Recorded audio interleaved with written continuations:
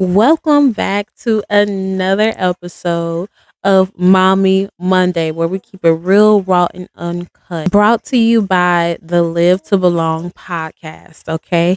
So if you want to know more, if you want to watch more episodes of Mommy Monday, please follow the Live to Belong podcast. Hit that subscribe button, hit that like button, and hit that notification button so you can make sure you're staying up to date on the episodes that you're getting fed with that soul care that you need, okay? Because we talk about topics on this series, this Mommy Monday series that just really is empowering to mothers, that is encouraging to mothers, but that also discusses the realities that mothers experience, different types of mothers, okay? And so it's so needed that we as moms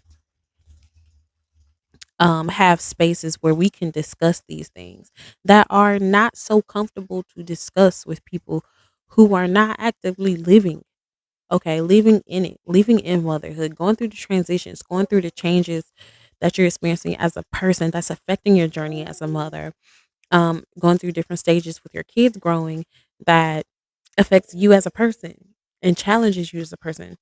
Okay. Because we are people first. We're people first before we're mothers. And that's why it's so important to feed our souls, to feed our spirits. Um and to dive into just that the nature of your spirit man and not your flesh, okay? And not your flesh, okay? So today I wanted to discuss an experience that I had in response to a Facebook post that I saw. So I have joined a couple of mom groups and different things like that on Facebook just to get to know, like, what are moms talking about? What do people want to know? Maybe even to connect with some moms. We'll see if that happens. Play dates and stuff like that are necessary too. But this is definitely um something, I was just asking God, honestly, you know, what what do moms need to hear today? Like, what do they need to know? What do I need to talk about on this podcast today? What do moms need to hear? And while I'm scrolling on Facebook, I ended up running into this post where this woman was basically asking for advice. She was in one of the groups and she was asking for advice from the other moms as to what to do because she is in love with a man that does not care about her and her child. And she is pregnant with another baby by him. And she is also not, living on her own right now. She's dependent on her family, on her mother, and she just wants to know what to do. Should she abort? Should she have the baby? Like, what should she do? And this top I just knew it. When I saw it, I knew that this was the topic for today because I want to get real raw and uncut with you guys about my experience. And I even offered, she may not respond to my message, um, but I offered to speak with her personally because I have been through something similar. She doesn't want the judgment from her family and different things like that. And I just completely understand. And I know I'm not the only one. I know a couple of you guys understand what it's like, whether it's your first, second, third, or seventh child, what it's like in terms of not being fully where you want to be. You may want to be life wise, financial wise, whatever, yet you have another blessing coming to life and you're trying to decide what to do. Sorry, guys. I thought there was a whole lot of background noise for a second. But yeah, so you're basically trying to decide what to do, right? And so, in my response to her, I let her know that it, I let her know that exactly is that it is up to her to decide whether she wants this pregnancy to be a blessing or a curse. Like, it literally does not matter what he does. It does not matter what anybody else does, what anybody else thinks. It is always your choice, your choice as to what you want this experience to be and what You want the results, um, you know, to come out from it. Um, what you want those results to be that come from the situation. No matter how it may look, it can always turn in your favor if you allow it. And that's advice to anybody out there. Because I will tell you, when I was having my second child, I just related so much to this because it was my exact same experience. So when I found out I was pregnant with my second child, Kyron, um, I was living in my grandmother's house. I was staying at home. I pretty much was still at home at my grandmother's house. After moving back home from college, I was, you know, working, not working, trying to figure this whole adulting thing out because it became pretty difficult to figure out like what am I going to do um in finding out how to work in my degree. And so I was applying to jobs, I was going to interviews and everything. I mean, full blown pregnant. And when I tell you, there was even this one job situation which at the time I was just so emotional and I was just so through that I didn't even think so. But to be honest, they honestly could have been sued for what they did. They literally, though to some people it may make sense, like, oh, you're fully pregnant. If they don't want to hire you because you're pregnant, then that should be legitimate, right? But at the same time, um, it's you're not, like, that's not legal. Like, that's not legal. Like, if you find somebody that's fully qualified, and it's gonna be literally like a month and a half anyway before I even start the job, I would have been had my baby and actually had my time to rest before I even would have started. Um, I didn't see what was wrong with that because um I was pretty much at that time due. I was getting ready to be due. I was getting ready to have my baby, and I went to this interview. I remember, and it was in my career field. It was in the field that I actually wanted to work in, with working with mothers and working with women. You know, helping um, allowing them resources and providing them resources, helping them find resources to help them with, through their pregnancies, through their postpartum, and different things like that. Um, and it also was like a donation center, so people could donate clothes and stuff. So I would have been like helping with like fundraising and different things like that. I absolutely loved the idea of that, right? But they were really bent on the fact that I was full blown pregnant, like pretty much about to give birth within the next month.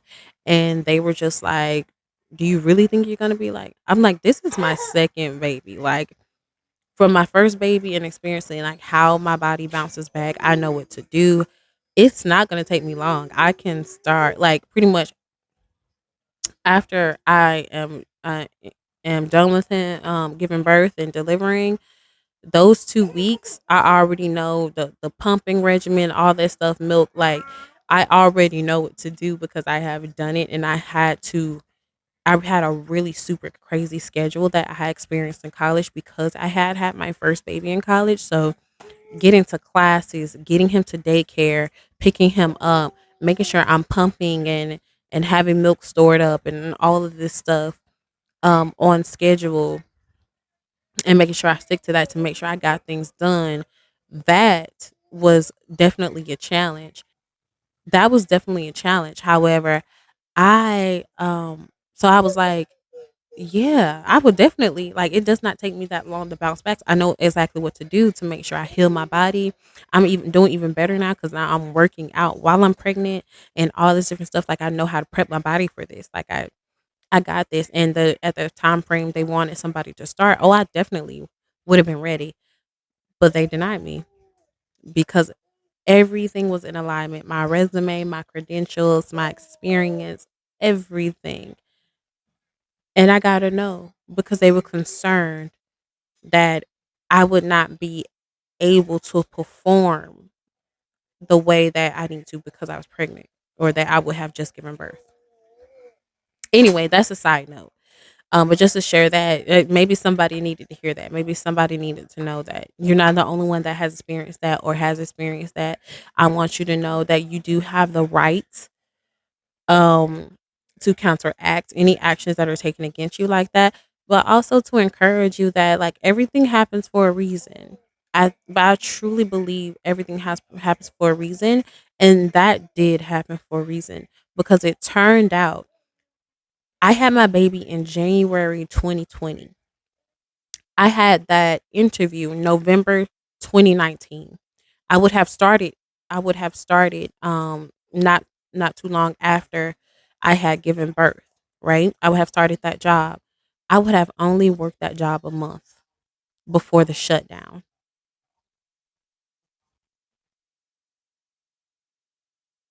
I would have only worked that job 1 month before they shut down everything. And there's no even telling because that was a nonprofit organization, there honestly is no telling if they are even still in operation.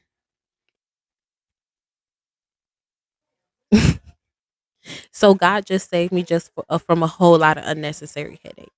So I don't know who needed to hear that, who needed to know that while I went off on that tangent, but somebody needed to hear that. So that's your encouragement right there. But just getting back to just expounding on my response to this woman's post.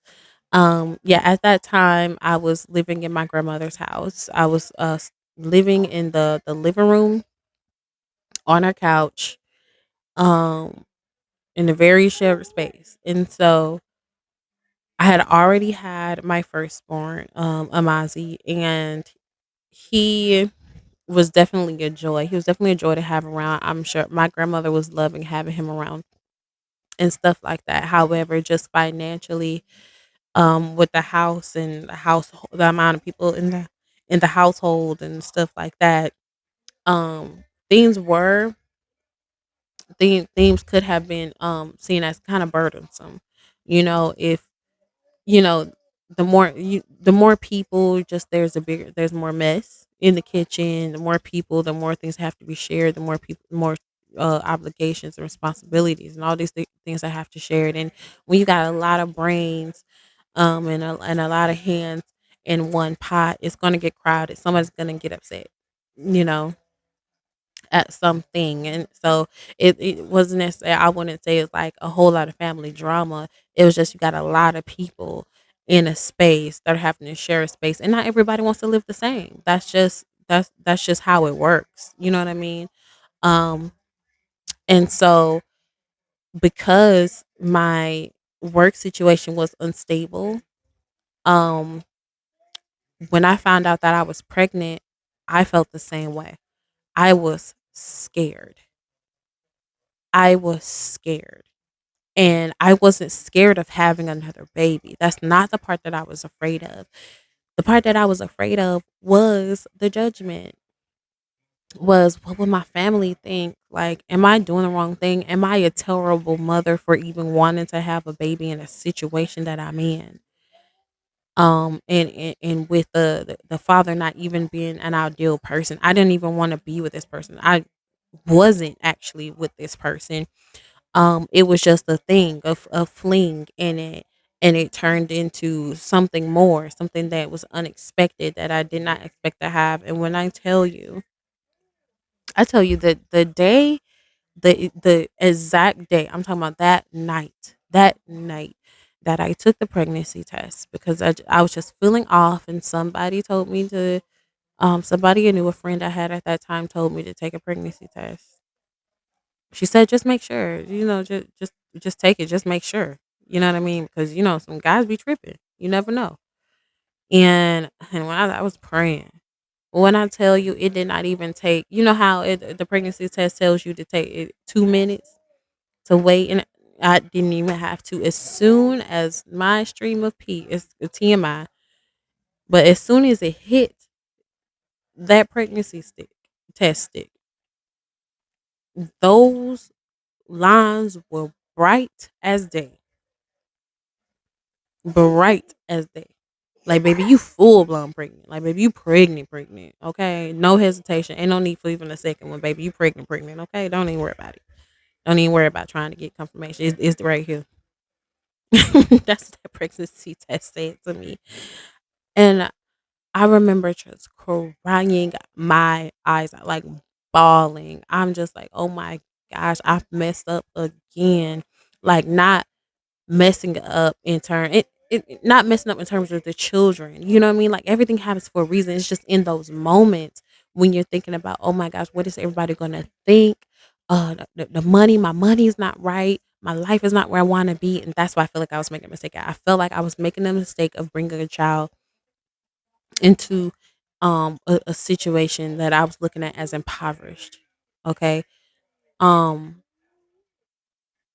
and I was scared and I cried and I was crying out to God. I At this time I still didn't even know God like that. Like, I didn't have a relationship. I just knew I believed he existed, but I did not have a relationship with God. And so this one of those moments, where life is just in turmoil and that's when you cry out to him, right? And I'm crying out to God. I'm just like, I'm sorry, please give me another chance. I don't know. What do I do, God? Give me another chance. Like, you know what I'm saying? Basically praying, like hoping, like, just don't let this pregnancy go through or something. Like, don't, you know what I mean? And ooh, like I said, real wrong cut uncut, because this is the reality of it. Like, I was praying for this pregnancy to essentially fail. And I just was hearing clear as day. I remember it because this was the first time ever that I actually heard God's voice ever in, I think, like, ever in my life, I think. Like, it was like the clearest no. It's funny now because I'm removed from my baby's about to be 4. So this is about 5 years ago. We're talking about, like, this was a while ago, okay? So don't be thinking, like, don't come for me, like, you know what I mean? But it was just a really tough situation. I was stressed. I was already like a functioning um depressed person. Like, it was like functional depression. So I was like able to move around and get stuff done. So I wasn't like your typical depressed where I'm just like on the couch sad, you know what I'm saying, all the time. I was like up and about and getting stuff done and being productive in the ways I felt I needed to be productive, but I was still very much depressed internally, very sad, very down on myself. Um, because I was just not where I wanted to be in life. Like, I wanted things to be happening. I wanted things to be coming together. I wanted things to be clicking.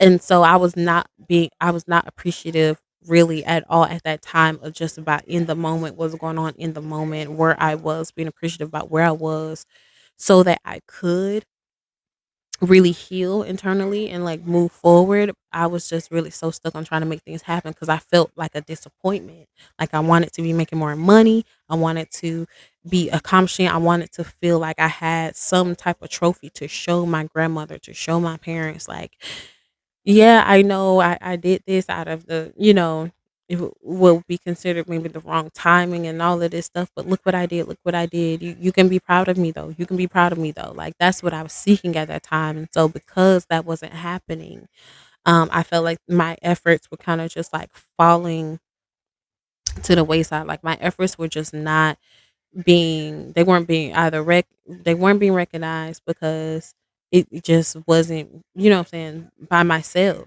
I wasn't recognizing my efforts because I felt like they weren't enough. I was always degrading myself or downing myself about my efforts and the efforts I was working really, really hard and getting nowhere. Like, that's what it felt like, right? And that's what kind of was happening. And so I was like really, really depressed at that time. And so when I'm praying this, I'm just praying like, God, like, I can't do this to another child. Like, I can't do this to another child. I can't be a failure for another child. I felt like a failure um to my son. And so I was like, another one, like, I would be a failure. I heard the clearest, I'm like, God, please. No. He told me no.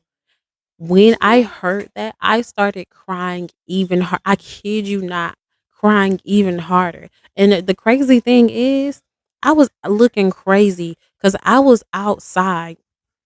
pacing back and forth on the sidewalk, literally screaming, crying, yelling out to God, like literally. And the people living in the houses or whatever, they was probably looking at me crazy. Because when I tell you, like this, I'm just being real with y'all. I'm just being transparent. I'm being real with y'all. This is what was going on at that moment.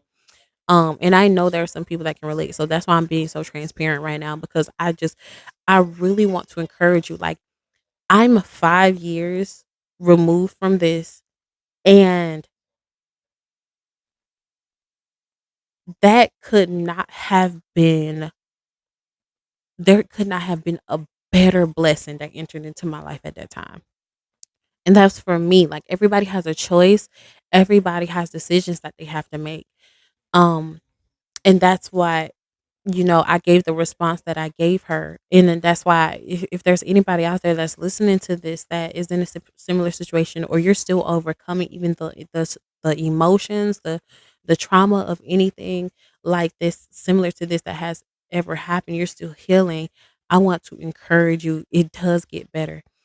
And the reason it gets better is because if you allow God to show you why he allowed it to happen. He allowed you to have that child when you had that child. If you allow him to show you why this was a part of your journey, if you allow him to show you why your time was not perfect but his was, I promise you that's going to bring greater healing than anything you could ever have tried or done yourself.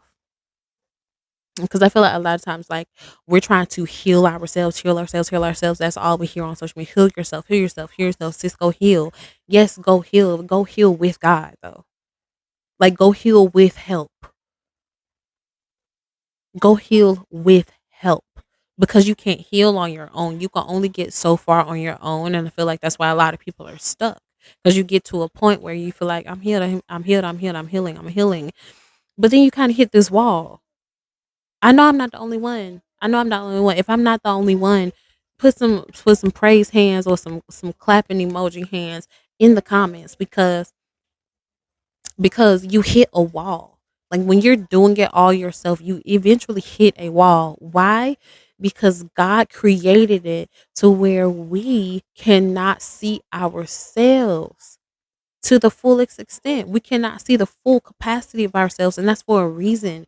He allows other people to be reflections for us. He allows our relationships. God values relationships so dearly.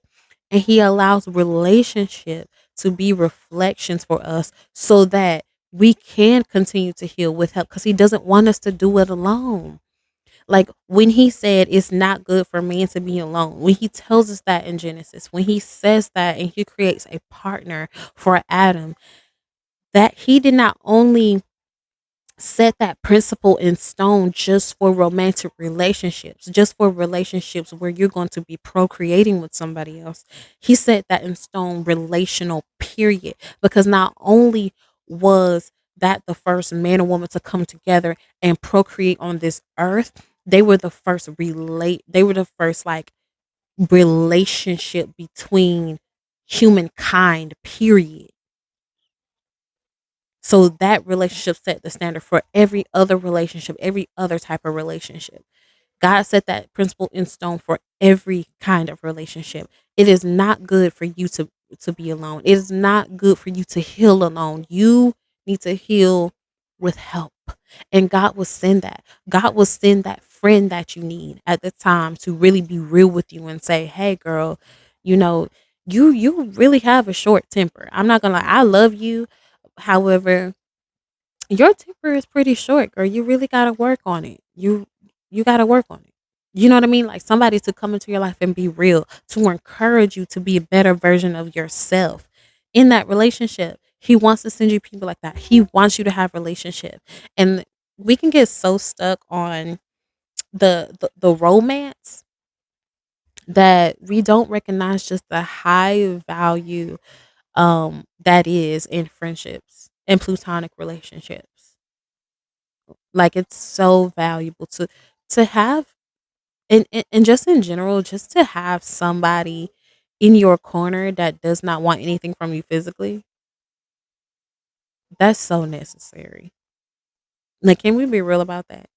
Like, even if you don't, you've never had your father in your life or anything like that, especially like it is, or even your mother in your life. You might be a man that doesn't have your mother in life. It is so, how valuable would that be to you to have a man or woman in your life that wants to really, really be there for you? They care about you, they want to protect you, but they do not require or ask or want anything from you physically. That's like a breath of fresh air. And that's what we all need. And I feel like that's what this woman who put this post, that's what she needs. I think that, and that's why I offered to speak with her, because during that time, like, I would have loved to have somebody tell me what I needed to hear, not what I wanted to hear, but what I needed to hear at that time. What I needed to hear. And I'll be honest with you that even up to a couple years ago, like a year or two ago, I was still, people would compliment me on how good of a mother I am and how wonderful of a mother I am and how lucky my boys are to have a mother like me. And I really had to build my confidence in that area, guys. I really did, because of, like I said, the way that I thought of myself and the way that I felt like a failure as a person, as a mother towards my children. Like, I did not feel like what they were saying was not registering to me. It was not registering to me. I it is truly a process learning how to trust yourself again after you feel like you've broken your own trust with yourself, and coming to terms with the fact that, you know what, um I broke my own promises to me, and that's what a lot of this, like, poor decision making stems from, right? That's what happened. I broke promises with myself. I told myself what I wanted. I knew what I wanted, and I told myself what I wanted and what I would do for myself, and I broke those promises towards myself. I broke the promises I made to me. And when you continuously break the promises you make to yourself, that's where all other turmoil and chaos in your life, or things that are not in alignment, really come from. Because if we can't hold true to ourselves, how can we care for, take care of, or hold value to anything else in our life that is of value? So if I'm not holding the value to me as a person in my body and stuff like that, how can I expect somebody else that comes into my life to do the same if no standard has been set for them to do so? If they see me, they're only going to treat me the way they see me treat myself. So if I'm constantly um pushing my boundaries and violating my boundaries towards myself and these different things like that, then they're going to do that. People only go as far as you let them go. Only as far as you let them go. Even it comes down to the fact that you just got to throw them hands. Like, you got to fight them to make sure they don't cross no boundaries with you. You know what I'm saying? Like, but let's not do that because we grown and we can go to jail for that. But so let's not do that. Um, but in terms, like, boundaries come, that setting your boundaries properly really come with having the proper communication, is being able to communicate them well, and that takes practice. That takes practice, and it's okay. Just start small. Um, so yeah, like, I was going through this thing, and it really, to be honest, it took a while to come out of it. However, I will say that majority of that pregnancy was very stressful. I was trying to make it work with a person that did not want to be with me. I did not want to be with them. I ended up discovering that the identity that um they pursued me with is it was misleading, and they were not who they said they were. Not even their name was their name. So it was wild. But I wasn't necessarily trying to be with this person. I was more so trying to figure out, okay, look, I'm pregnant, and I just knew me, and I was like, okay, I know I'm gonna have this baby. Like, I know I'm not going to, even though I strongly consider it, considered it. I just knew me that oh, I just, I knew I wasn't gonna be able to live with the decision if I got an abortion or anything like that. So I already knew what I was going to do pretty much. So it was a matter of making the decisions to face it and making the decisions necessary to prep and do what I need to do. And so I needed to figure out, okay, well, who is this person actually? Who is this person actually? Crazy, right? I probably should have known who they were before I laid down with them, right? But we're in this hype, you know, um, society right now where being sexually free and all this stuff seems like freedom until it comes down to the reality of situation. And that's what it came down to for me. And so I had to get to know this person. Like, okay, what kind of father are you going to be? Like, who are you? Are you even going to be a father to this child? Like, I just need to know who you are. And that's when I ended up discovering that pretty much every single thing he told me was a lie, except for one thing. Except for like one or two things were true. Other than that, everything else was a lie, was made up, was just a plot, a ploy to just get me, you know. And and then there even ended up being confusion. I even so my first appointment date that you know what? No. That's for another day. That's for another day. We'll go into that one another day. But yeah, I didn't know who this person was, and so for a majority of that pregnancy, it was very stressful. Um, However, I ended up just doing what I felt like was best for me, just realizing what was best for me, and that was to have a healthy baby. Like that's what it came down to me. It was like, you know what? Everything is chaotic right now. Nothing is together. Like, of course, my family is not, but I just told them. I just told them just to be honest. Like, hey, guys, I'm pregnant. Like, I just had to tell them, and I had to deal with the consequence of their reactions. With me being where I was and financially and situationally and living wise and all this different stuff. And as scared as I was, they ended up being supportive. They helped where they could. Um, but when it comes down to just everything that I had to handle, I have to handle that. You know what I mean? And so I was stressed a lot of that pregnancy, just stressed at the the state I was in, just all different types of stuff. Like I said, I was depressed. So now like I'm going through this pregnancy this way. And yes, I would say this was like the last month or two.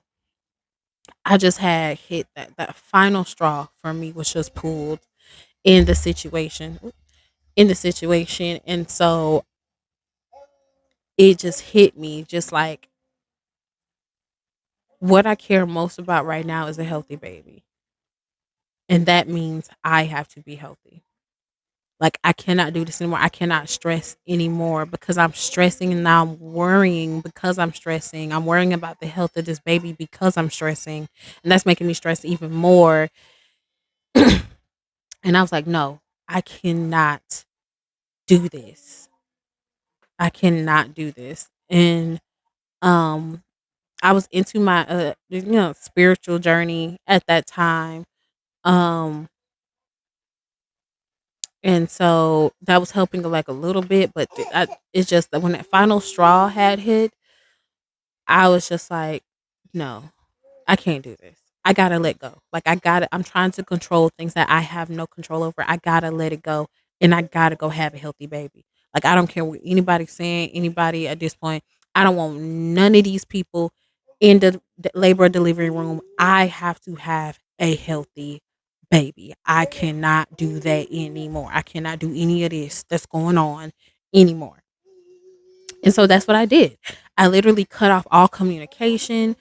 Besides my family, who's helping me get to doctor's appointments and the people that's gonna make sure I got to the emergency room when it was time. I cut everything off. Everything off. Okay.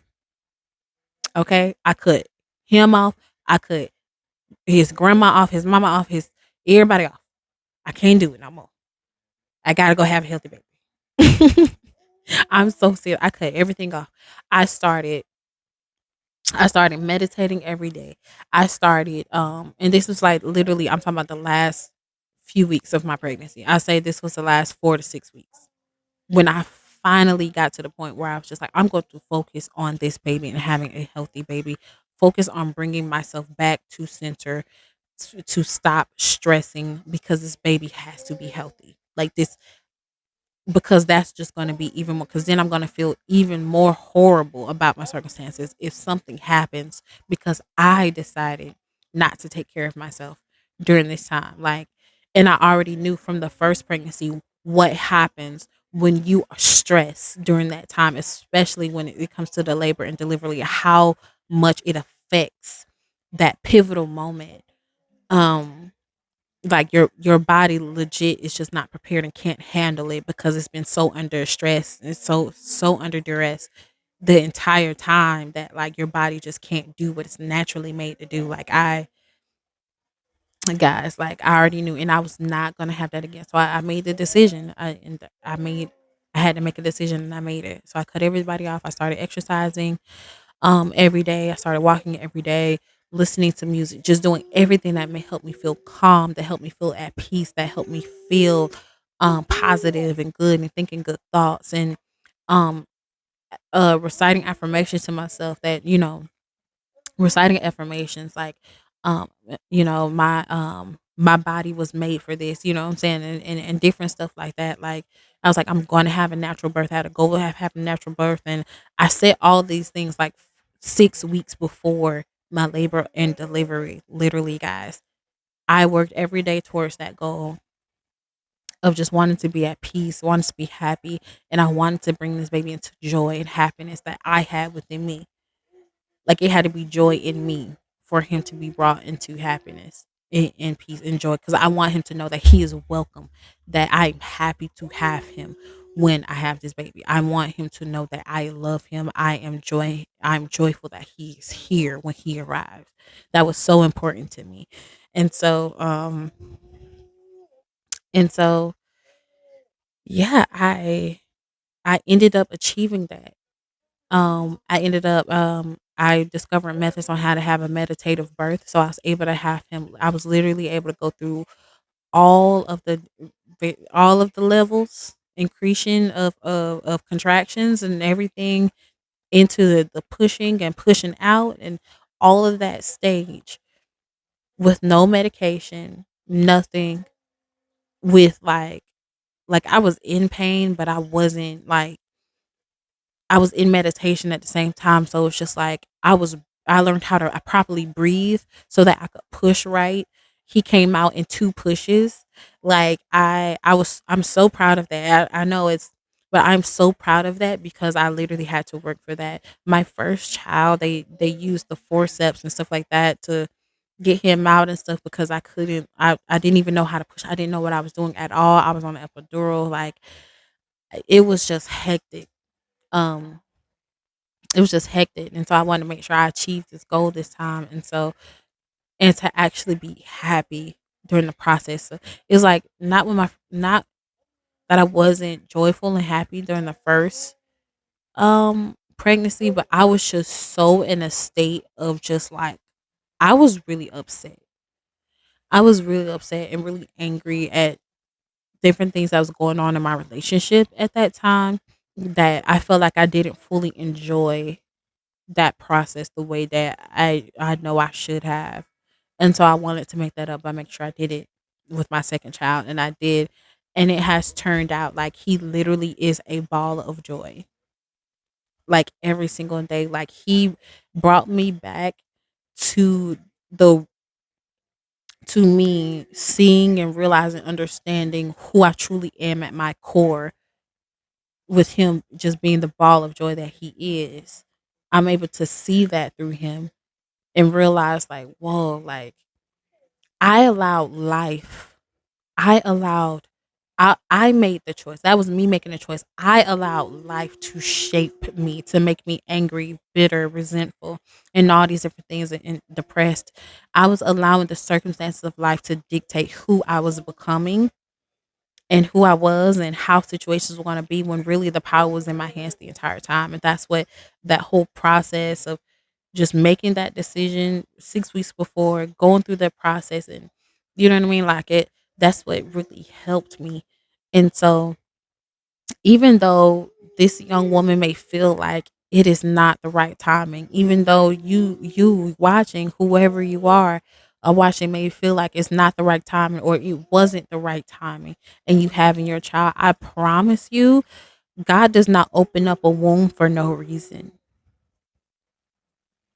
I know we have different ways of having children these days through technology and stuff like that, technology, but even people that have even done IVF and different things like that will tell you that who've had failed experiences or who still are still trying with it, and it's their third, fourth try,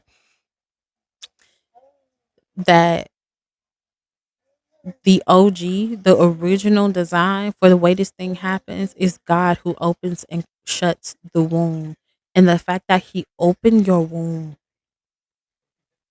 The fact that he opened your womb to allow a life to come through means it was always in his plan, always in his destiny for this child to come through you, and you never know who this child is going to be.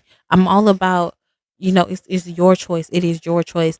I will tell you though, if you are the type of person who you want to keep this baby, you would just be making this decision based off of your current state, your financial state right now, how your relationship with your family right now, I promise you, it's it you won't be happy with your decision, because right now does not determine your then. You still have, by God's grace, by God's will, hallelujah, you still have tomorrow. If it is God and God's grace, God's will, and I pray that it is, you still have tomorrow. Your today may be one thing, but your tomorrow can be a completely different thing.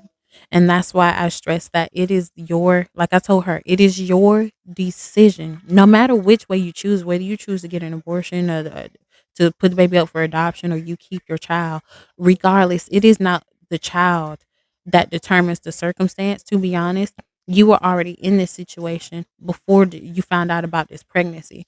So, what the reality of it is you. What decision are you going to make? How are you going to decide how your story ends? And I can tell you how God says it's going to end. God says you're going to have the victory. God says you are the one. God says you have won. He won it for you. He gave you the victory. He has equipped you with everything that you need. God has told you, God has promised you that he has a plan to prosper you, to give you a hope and a future, not to harm you at all. So God is telling you how your story is going to end. What are you going to decide your ending is going to be? Do you want it to be God's end, or do you want it to be an end that's not so favorable? And so make the choice of who you are going to be, because it's never really about the circumstance. It's more so about who you choose to be. Who are you going to choose to be in it? Who are you going to allow this situation to change you and shift you into? Somebody for the better, somebody for the worse. Who are you going to choose to be? That's what it comes down to.